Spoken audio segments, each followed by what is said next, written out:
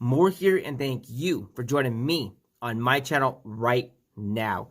Today, we're going to get into a champion guidance spotlight for an undead horde faction named Seeker. He's a Magic Affinity epic champion, and he is a beast of a champion. As you can see, he's got armor everywhere. Oh my goodness. If he's in your vault, take him out, dust him off, and put him in your starting lineup because he will help progress your account. So Seeker, what is his kit really just all about? Let's dive into it right now. His A1 attacks one enemy 2 times, has a 25% chance of placing a provoke debuff for 1 turn. Book it out, it turns it to a 50% chance on a 2-hit A1. Almost a guarantee be able to land that provoke, assuming you can meet the accuracy check, right? So what do you mean by that? So the accuracy check is you need to have more accuracy, enemy and target's resistance. If they have a high resistance, you need a high accuracy. Otherwise, you're not landing that debuff, right? Seeker, he has a provoke on his A1. That allows him to fall into the realm of being a CC-style champion. So he is a defense-based champion up there, even though damage is based off of attack.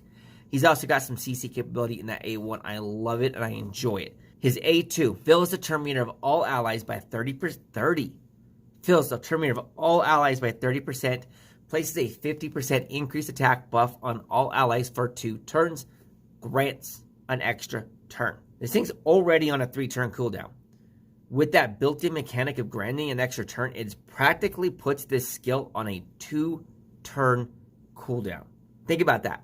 He cast it. Boom. 3-turn cooldown. Automatically goes into 3-turn cooldown. But he gets an extra turn. Cycles one of those turns off right away. Next thing you know, he is 1 turn closer. 2 turns away from being able to cast it again. It's a 30% increased turn meter to the entire team, to include himself. He has got that capability to be a defensive-based support and a turn meter-based support, right? I love it. His passive. He's only got one cooldown skill. His passive heals this champion by 20% HP and places a 60% increased defense buff on all allies for 2 turns when he is hit with a critical hit. There's not a chance for it to happen.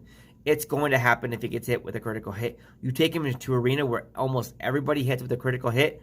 Boom. Everybody in your team gets an increased defense, and he gets to heal 20% of his HP. I enjoy it. I like it. His aura increases ally defense in arena battles by 30%. Massive boost to your defense from an aura. 30% in the arena. That could make or break a round that you are going to do in the arena itself. So, that's his kit.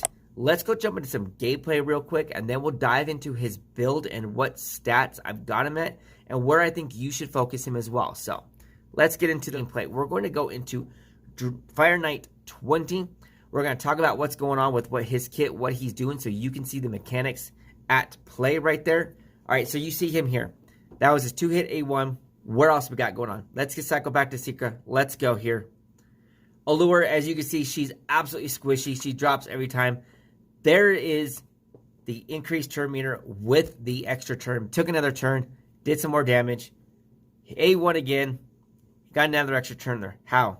We'll talk about that build in just a minute. He's applying that turn meter. He's applying that increased attack buff.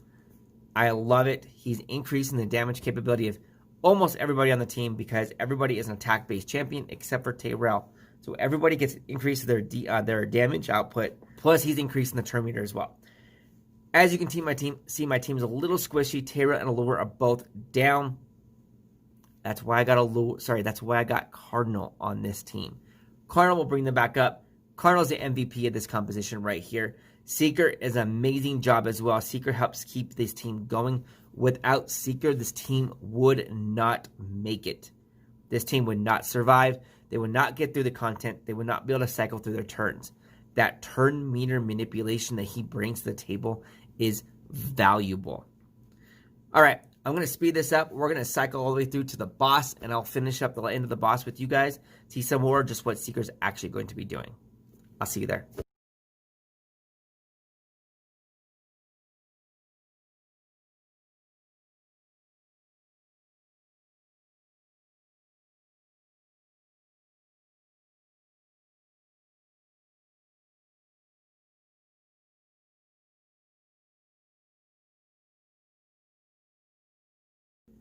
All right, let's slow this down. Let's stop this right now. Let's talk about what's going on here at the end of the Fire Knight, right, at the boss.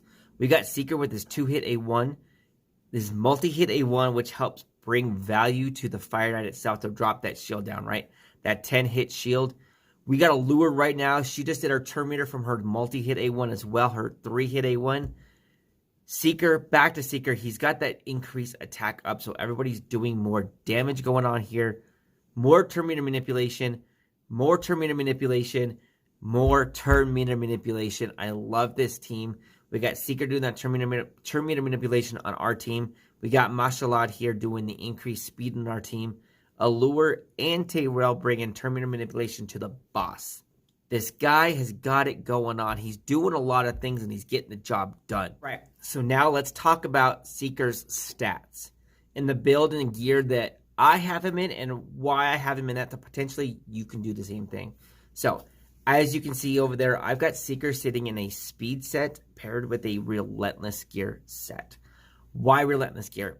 I like to pair the relentless gear with a champion who's already got a built-in extra turn mechanic to double down on that extra turn mechanic.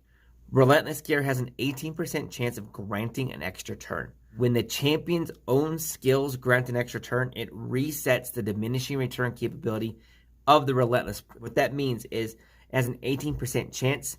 Then it'll actually have an 18% chance again. Then it'll actually drop to a 9% chance. 9, 4.5, 4.5. It'll keep progressing, cutting in half every single time it procs. However, if the champion's own mechanic takes an extra turn mixed in there, and that is what procs, it resets. On top of that, he's got a good, strong A1, a 2-hit A1 that hits hard and applies a provoke debuff. The champions that you want to put a relentless gear set on are champions that have extra turn mechanics and champions that have strong A1s. Seeker has got them both. So Seeker is a prime candidate for a relentless gear set, hence the reason why I got relentless gear on him. I also wanted him fast, so I got a speed set on him as well. Of 212 speed, 37 HP, 23 attack, and he's got 127 crit damage. He is hitting pretty hard. My Seeker is a beast. He survives almost every content I put him in. The only time he might not survive is in specific arena battles that I'm just kind of going big and going hard, going against somebody really, really tough. However, Seeker does carry my teams through most any content I actually put him in. So let's go talk about his masteries. So as you can see, I've got my Seeker in a offense and a support-based tree going on right now. I was originally building my Seeker to be in my clan boss team. I wanted that turn meter manipulation. I wanted the increased attack. I wanted him in my clan boss. So I was building him like this. However, I've also found out that this build works well in almost any content I take him in. I got him in War Master down there because I wanted that War Master proc against the boss, right? I've got him in a little bit of support with a little bit of increased accuracy to help land that provoke, as well as Cycle of Magic, which procs. This thing is crazy. I love this skill. It's a 5% chance of decreasing the cooldown of a random skill by 1 turn every single turn. Remember, I've got him in Relentless gear, and he's got a built-in mechanic of taking an extra turn. So sometimes this skill has a chance to proc 1, 2, 3 times every time Seeker comes up to bat. If this thing procs, we get a Relentless proc doing it 2, sometimes 3 times. It's time for him to actually perform. I love it. I like this little bit skill right there. I like that mastery. I also wanted to give him the everlasting gifts because I wanted to increase the time and duration, or have the chance of increasing the duration of his increased attack buff. That's the way I got him scrolled out, and I greatly appreciate your support and joining me all the way through the video. And if you haven't already, hit that subscribe button. Join the mission of creating the most comprehensive library of champion guides that the Raid Shadow Legends community has ever seen. And I'll see you on the next video.